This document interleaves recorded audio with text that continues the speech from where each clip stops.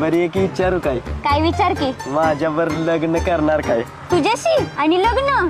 म्हणजे तुला मी आवडत असलो तर.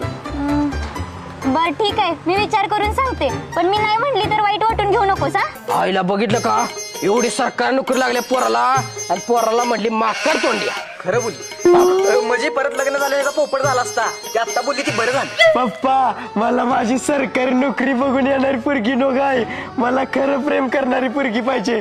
आता मला पोरगी बघू नका. मग काय पोरगा बघू? नाही, मी लव्ह मॅरेज करणार आहे. बर, तुझ्या तोंडाकडे बघून काय वाटत नाही कोण पोरगी पटल तुला. काय? तरी बी असं ठीक आहे, पण मला लग्नात खुंड्याला 50 लाख रुपये पाहिजे ती. पप्पा तुम्हाला मी पाहिजे का पैसे पाहिजे? ते पैसे पाहिजे ते मला. म्हणजे तू पाहिजेस परा, तू पाहिजे.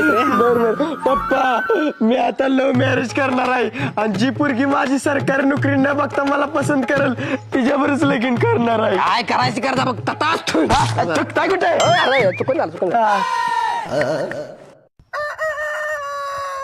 भावा काय काळजी करू नको, एक तर पोरगी पटेल तुला. खरं तर का भावा? अरे 100% पटणार. बर बर. भावा जा त्या पोरगीचं नाव विचार जा. नको बाबा, मारल मला. अरे नाही मार. ए पोरे थांब, नाव काय तुझं? विमल काटे. बर बर, खाऊन झालं सांग मला पण ते. ए काय मला म्हणते? आता म्हटलीस की मी विमल खाते. अरे माकडा, विमल खाते नाही, माझं नाव आहे विमल काटे. बर बर. माझं नाव तुला कशाला पाहिजे? आपल्या दोघांची लग्न पत्रिका छापायला. म्हणजे काय नाही, माझं या जगात कोण नाही, माझ्यावर कोण प्रेम करत नाही, मला कोण मैत्रीण पण नाही, म्हणून तुला मैत्रीण बनवायला आलो होतो. अरे रडू नकोस, ऐक माझं, मी हाय ना, आजपासून मी तुझी मैत्रीण, आपण दोघं फ्रेंड्स. खरंच? हो. भावा जमलंय.